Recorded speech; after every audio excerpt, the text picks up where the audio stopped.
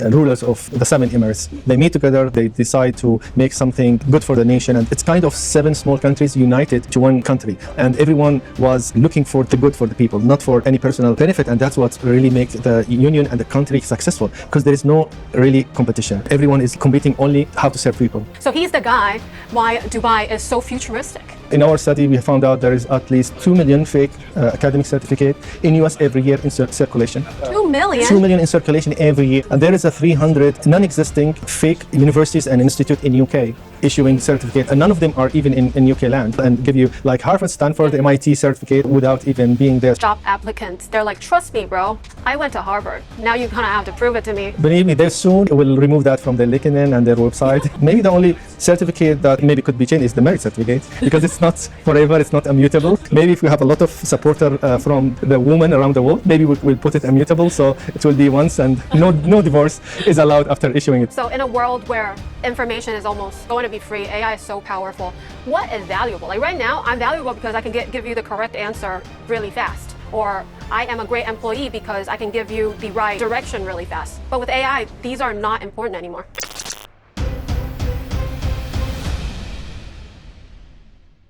We are in Dubai, and I'm so honored to be joined by Dr. Mohamed Al Hemairy. He is, listen to this, he is the chairman of UAE AI and Blockchain Association. So he's the guy why Dubai is so futuristic. Well, that's too big for me. UAE and Dubai actually has been starting into innovation, into process, transactions, government services long time ago. And this is what makes Dubai very magnet to people, starting from tourism. People start residents here, and also investors as well. They move and transfer their work and businesses here and establish, reallocate in Dubai, and living very advanced communities like in Europe and US, and some Asia part, and come here. That shows that how the government care about the people feeling comfortable, people feeling safe, and having everything they need fingertip away from them, using mobile app, fully integrated with hundreds, if not thousands of services. Today, I hardly remember a government transaction that need paperwork or need my signature or even need me to go to that government entity to sign or to meet someone. We do everything online, and the funny things, which as I really, even I was a very technological person, thought that the court, the hearing in the court, and this, opponents sitting together fighting in front of the judge with their lawyers, this is the last thing that can be automated and digitized and become online. Now we have it online in UAE, since 5 years ago. Really? Since COVID started, they moved everything online. The hearing, the whole court sessions online, and since then they still doing online. So no one need really to go to the court by himself and wait for hours to fight or to defend himself. They can do this at home, especially for female or like mothers. They're looking for their rights or for the kids. Imagine to go there, to leave their family, to leave her work, to go there and sit for hours. Now the court comes to you at home. So imagine how this convenient to everyone. It is crazy because I landed 2 days ago and I booked a massage right away just on an app. And the lady came right away. I'm like, this is heaven. This is so amazing. Yeah, that's true. Think of anything comes in your mind that you may need. With a little search, you will find hundreds, if not thousands, service provider available. Either they come to you, or if it is something can offer online, they do online. And if there's something they can deliver at home, they will deliver at home. There is something about Dubai. Every time I come, I feel like people are just very encouraged to take risks. Like, you just go out and try, just create. But that is very different from a lot of developed countries. Yeah. People tend to be more conservative. They want to preserve what they have. Yeah. What is it in the blood of the Emiratis? Well, this is back to the DNA of the government. Our government fundamental is to enable everyone to suggest ideas and also innovate. And then they will look at this suggestions and see if it will really help the people, make them life easier, it increase our efficiency at work, especially at government, then they're gonna adopt it. And again, adopting a new technology or early stage surfaces could be kind of risky or could work or doesn't work. That's why the government, especially the prime minister and the cabinet, they create something called policy sandbox. So all these ideas will be tested in a temporary environment for a temporary period of time. If they see it works, then they're gonna make it a regular services and adopt it. If it doesn't work, we are not losing anything. We are trying something new. I think this flexibility and dynamic for policymakers will really makes us very fast into updating and also inventing new services for our people and our nation. And that's what make people love Dubai and love UAE as well. Do you think it's the education here that is a little different from everywhere else? Well, the education definitely play a big role, especially for the new generation. Now we have, since like the preschool and the older school, they are aware of all the technology available. So they use it, they test it, and they become familiar with.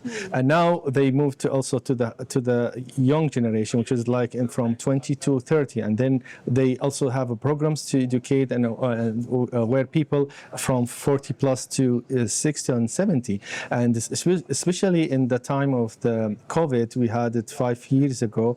It really accelerated the adoption of technology, especially with the elder people.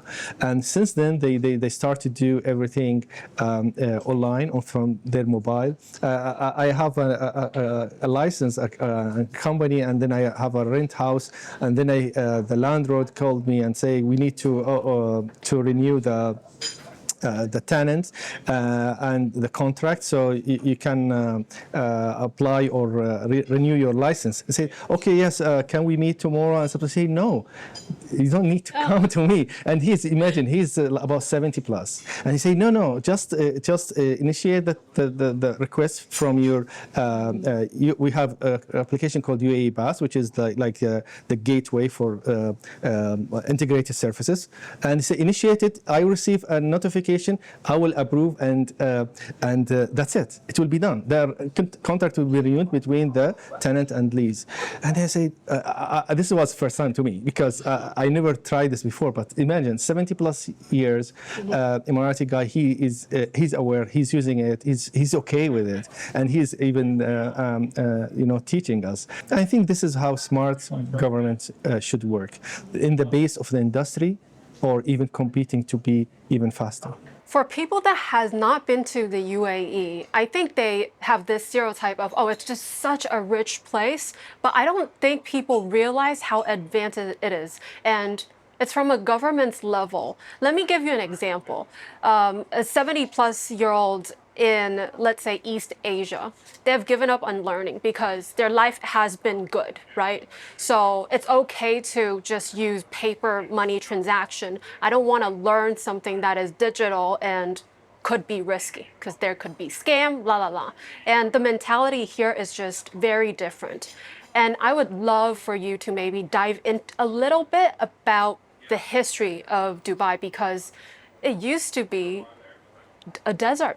Yeah, definitely. That takes us back to the founders of the country, the rulers of the 7 Emirates. They meet together, they decide to make something good for the nation and the population.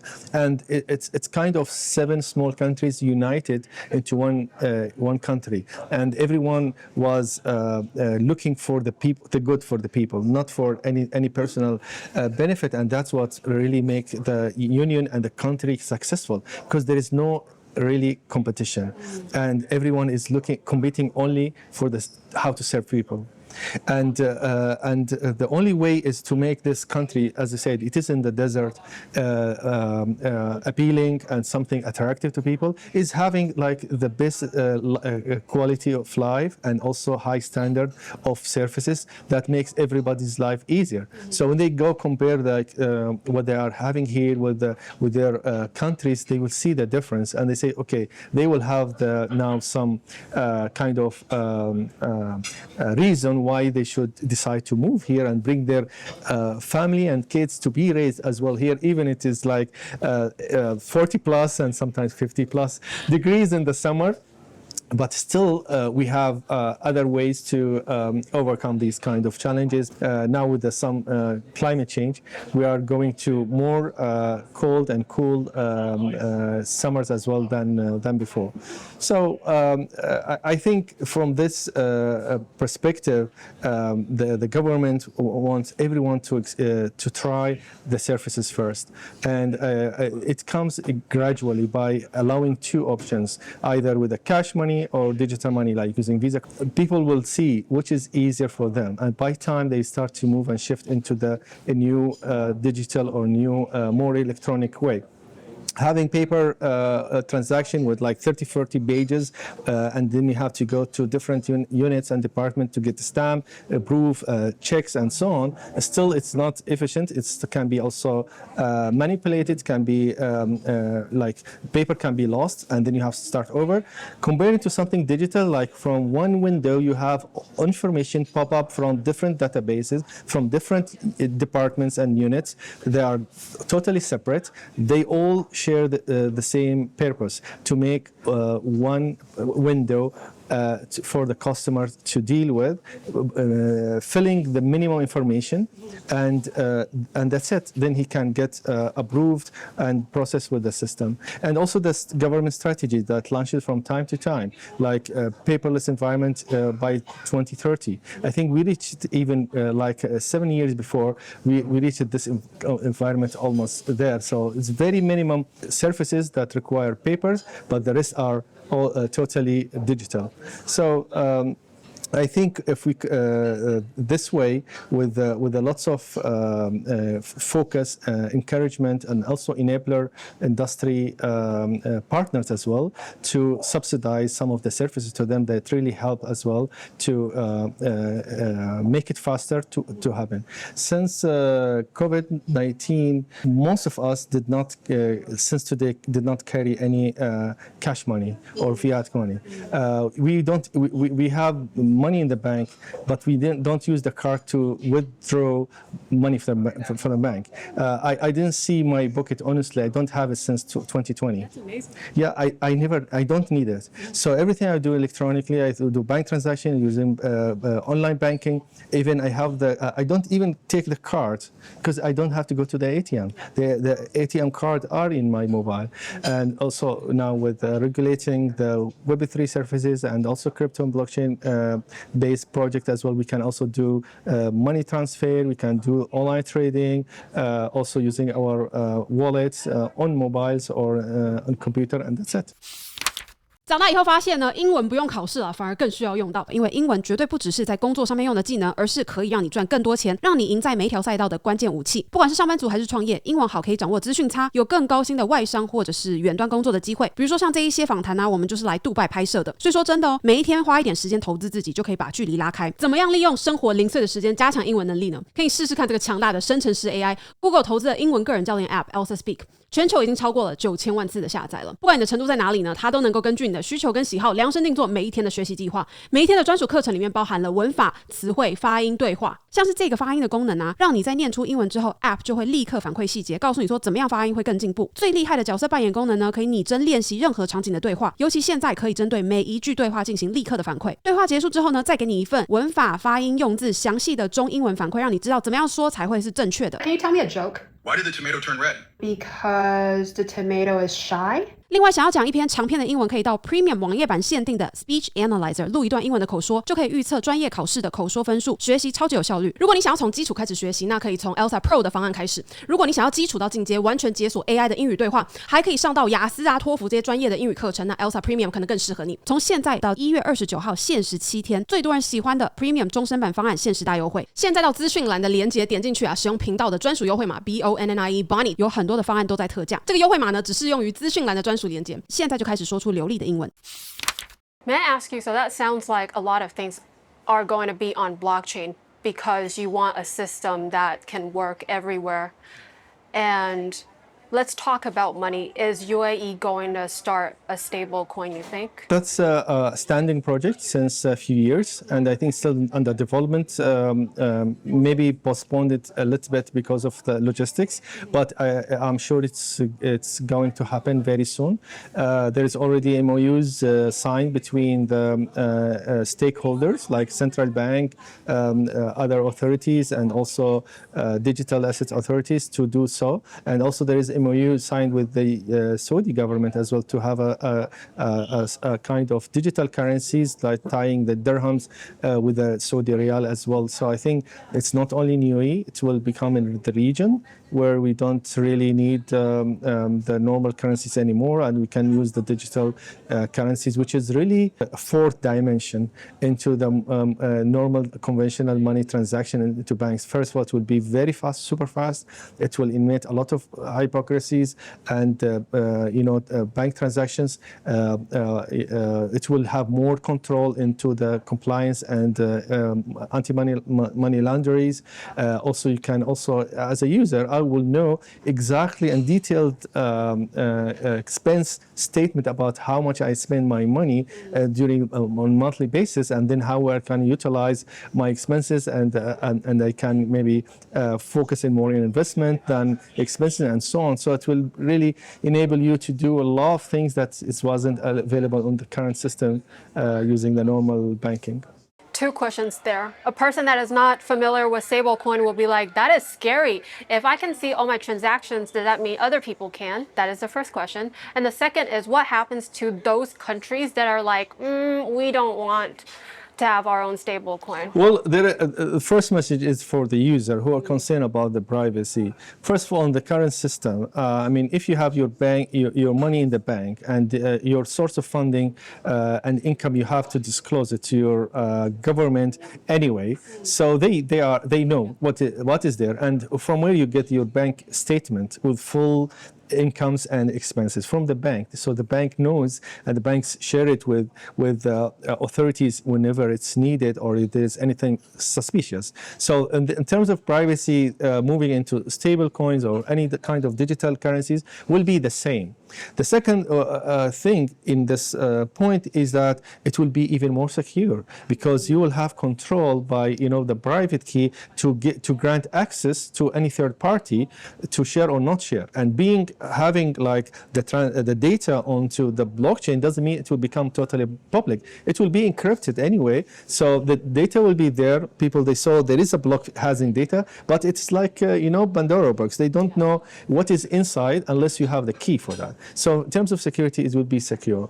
The second thing, in the decentralized environment, like in public ledger or blockchain, first of all, it will be secure, it will be encrypted, and it will be decentralized. So if there is one site or server data center has been fallen or disconnected, the others will tell that yes, this person has this kind of amount of money. So you are more safer environment. The second message is for the government. For the government, they been suffering a lot into controlling the cash flow within the country. Huge amount of money are within the country they cannot see, and they are struggling to find out and to control or to seize.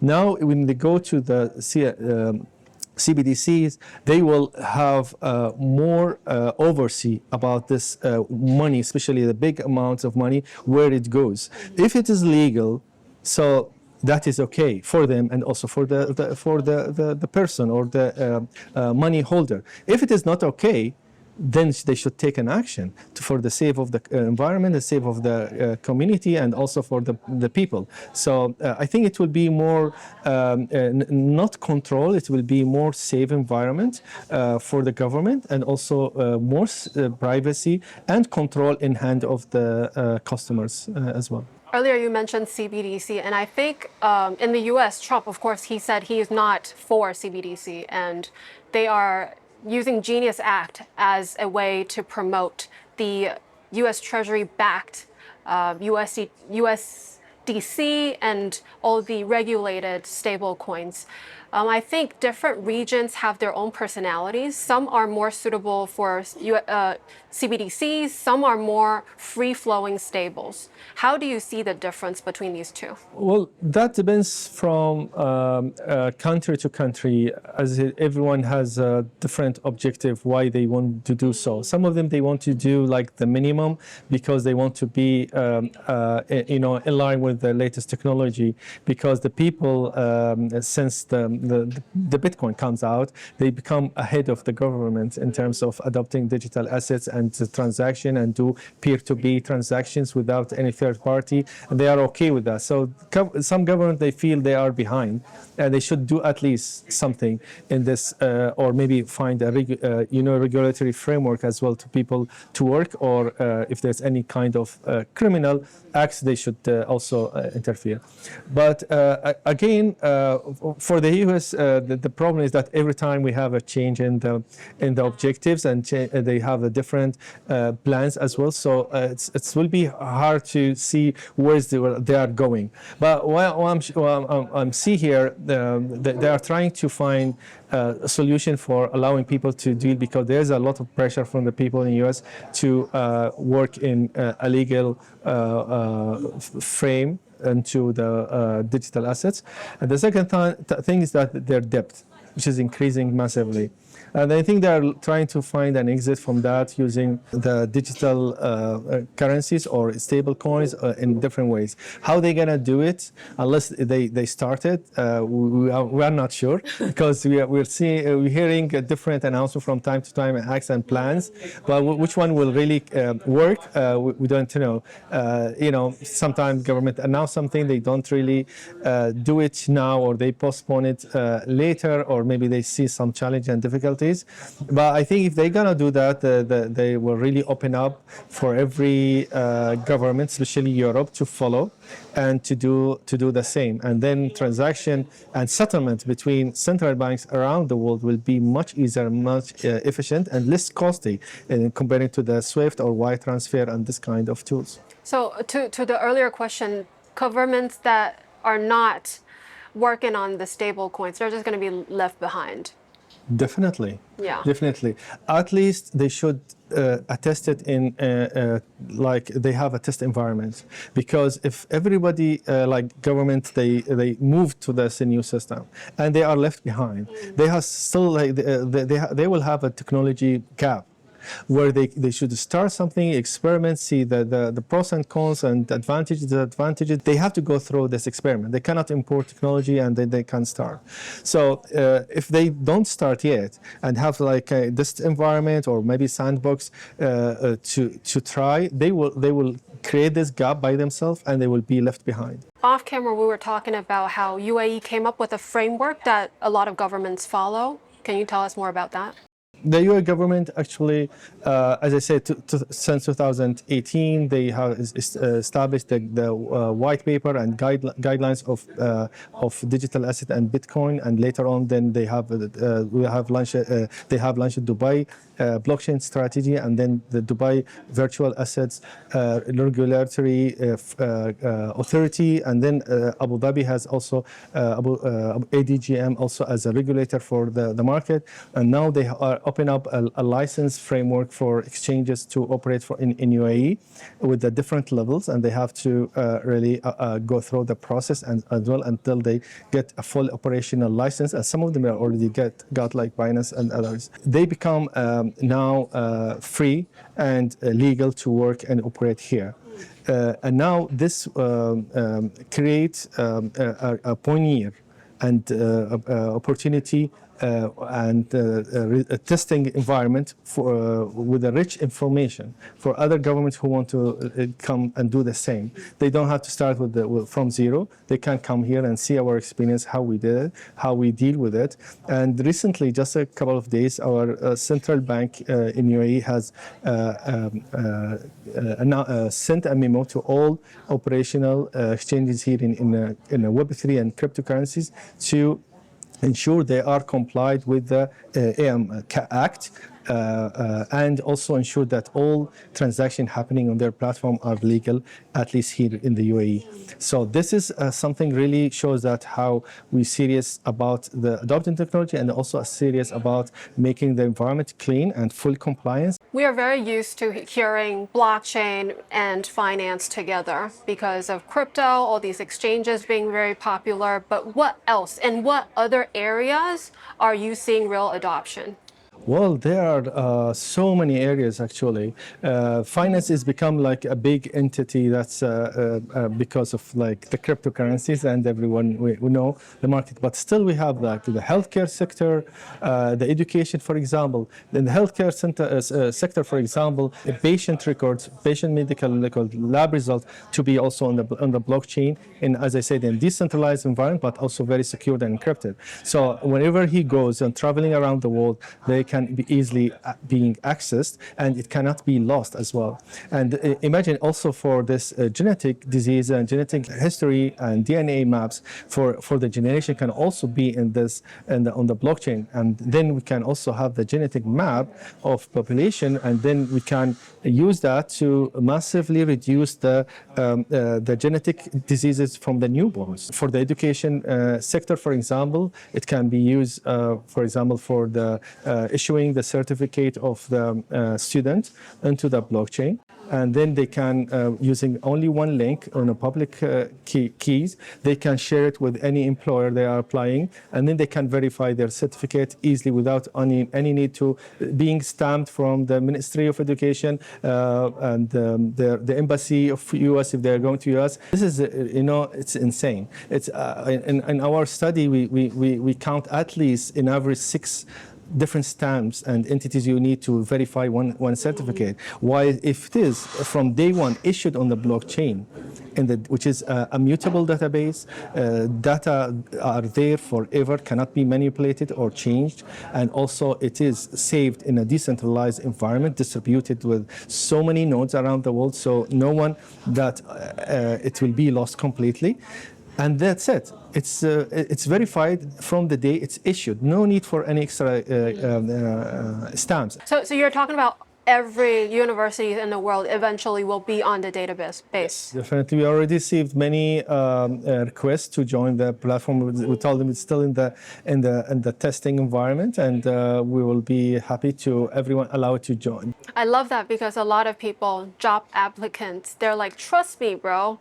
I went to Harvard. Now you kind of have to prove it to me. Believe me, they soon will remove that from their LinkedIn and their website, which is very, very important, especially people working in the medical field, medical doctors, surgeons, maybe civil engineers building towers, and they have a fake ID or fake certificate. Yes. Yeah, and again, we can apply that for any different types also of certificate, like birth certificate, for example. Birth certificate can really result into nationality of that country. I see. They also can, for example, if you want to like make your age smaller, so you want to change your name. Younger. Oh, yeah, right, you can right. be or elder. It depends what purpose you are doing this illegal things. And maybe you can also change your name, change your mother name, and you can do a lot of things that is illegal. So it is kind of immutable certificate that issued once with the data that shouldn't be changed by time. Maybe the only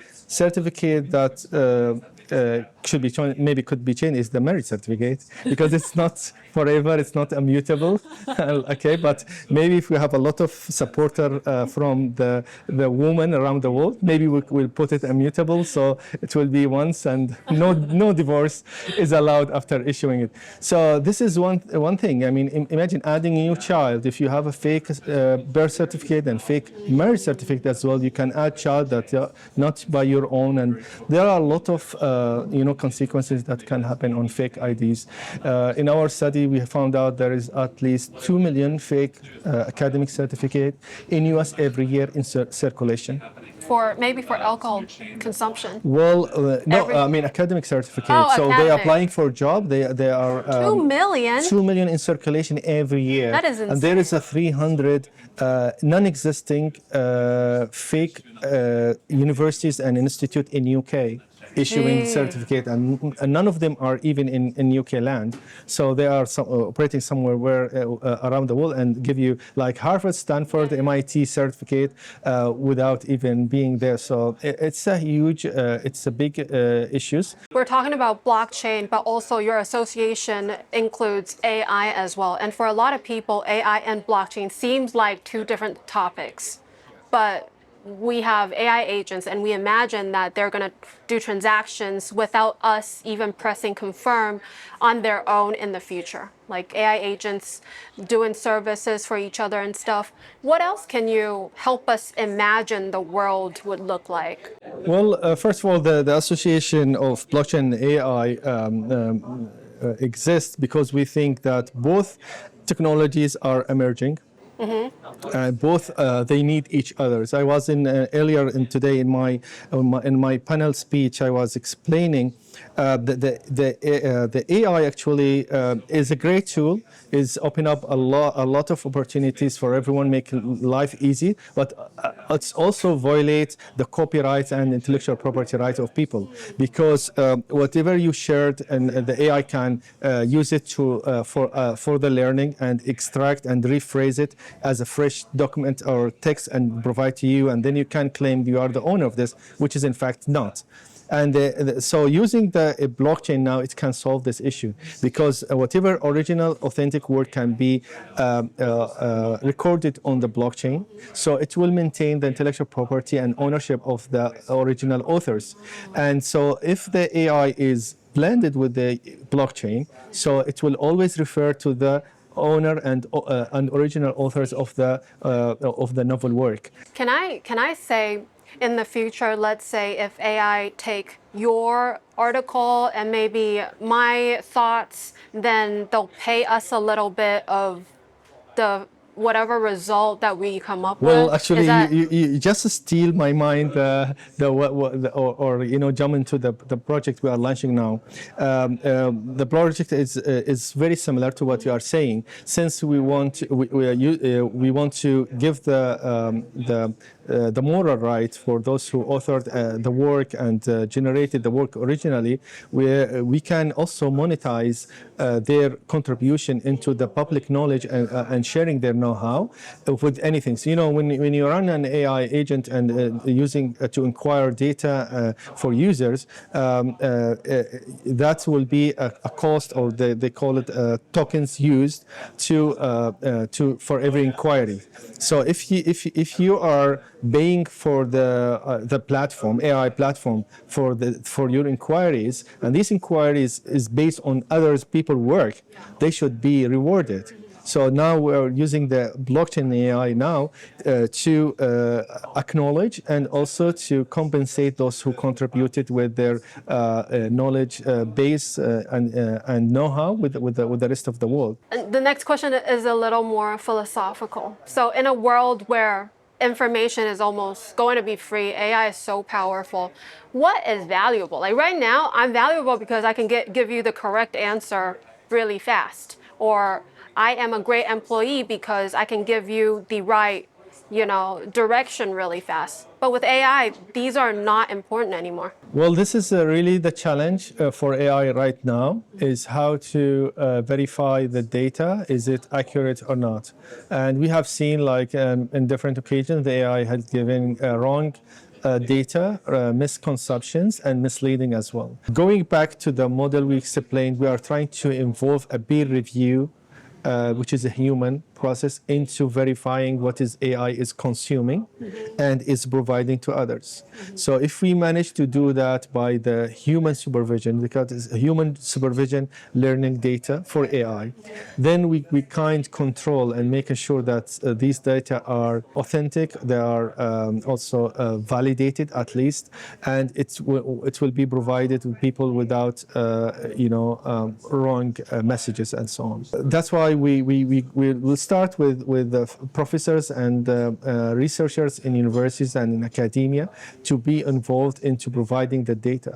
And these data are based on experiments, it's not came from social media. So if we have this kind of verified data that can be used to train our model. So that will ensure that we can provide the right information and the right data for the people who are using our model as well. You're giving the professors a lot of power. So let's say the professor wants people to believe something, and then he can actually train the AI to believe that too. Our goal is to focus on the scientific data. Scientific data will have working facts and experiments. And those who are like, say, political opinion, personal opinion on life or lifestyle won't be our focus, because that is no way to have everyone agree on something. But whenever someone, like for example, I discover something in the lab in my area, I show it to the whole world. They can also redo it. If they reach the same result, then it's become a fact. No one they can question that. But in personal opinion, it's different. Everyone has a different opinion, and I think we should keep the freedom of thinking and freedom of opinion. Do you really believe that? I feel like sometimes there are things that are a little too far. Well, it depends on what topic.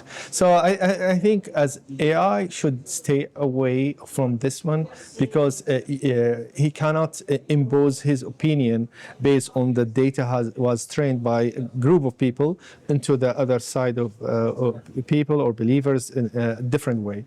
So let's focus on the science, and science doesn't lie, as they used to say. And if there is anything we can like two people in the world can agree is something fact and reality. You just sparked my curiosity. Okay, so right now, if I ask the AI platforms about a history fact, if I name it like that, they'll give me the story.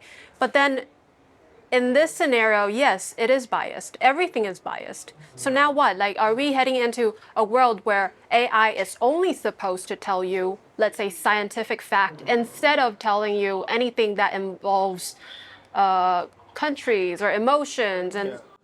Well, look, currently the AI is give you answers on everything. Yeah, exactly. Okay? So it never say, I don't know, even they don't have the idea. And that's because we allow it to work this way, to find any source available and extract data and provide to you, because its goal is to provide you with all your queries. Now, from where it gets this data is from a source. AI has also now the capability to screen all available sources and try to bring you with different opinions to say this fact comes from this source and this fact comes from this source. And this is what I actually teach my students whenever I encourage them to use the AI. Not to avoid it, is to always ask the AI in the query about the source, provide the source, and they should follow the link and see if it is really available there, or it is different, or it is like a random source, because AI has some issues right now in the accuracy of data, and that would make them to always explore where this fact comes from. They cannot take it and immediately apply it. This is a very common use, by the way. Everybody is doing this without checking the source. Remember, the platform you are asking and inquiring is not a medical doctor, is a machine. A machine is trained on a certain data, and if it is not trained well, it can really harm your health by providing a wrong medical advice. So this is how it should be. We shouldn't depend on one source. We should go and bring all thoughts, all different sources, and the reader or the user has the right to choose wherever he think is right. You just mentioned you have a lot of students. What do you advise them to do? Like, how do you survive this new era that people are just so uncertain about? I can be so good at math, but AI is going to be better. I can be so good at this, but AI can do better. What is the core skill that I should train myself to do? Universities right now shouldn't teach the student everything. That is the classical model of academic learning. Now they should work, depend more on self-learning, including using AI, and it helps a lot, by the way. And also the assessment of the student performance should also be changed, because we used to give, as an academia, used to give them homework, and we used to give them project to work on. And now it's apparently they just ask the AI to do it in a couple of minutes. And then they bring you the best state-of-the-art, well-established, structured report with graphics and data and facts and so on. So how should I give them full mark, or should I give them a half mark because of they use the AI? Well, for me, and I think for many other academics, our objective is that the student has learned something, and he has creating and enrich his know-how database and knowledge. So if that happens, then it's fine to use any tools. So what happens that say, okay, this is the assignment, you do the report, and then you come to me and do pitching in front of the class. So everything I ask and say, okay, can you explain? Can you tell me which part you worked on? Explain to me in your own language. So if it shows that he understands what he's saying and what he's presenting, then okay, for me, learning process is okay, and it's done the job. If he doesn't know what he's talking about, it means that he totally it will be apparently clear, and of course that this is how we assess them. Plus, we'll do a lot of offline exams where we go back to the pen and pencil as well.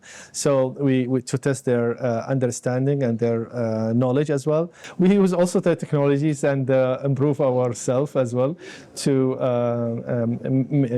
to improve the learning and the academic process as well.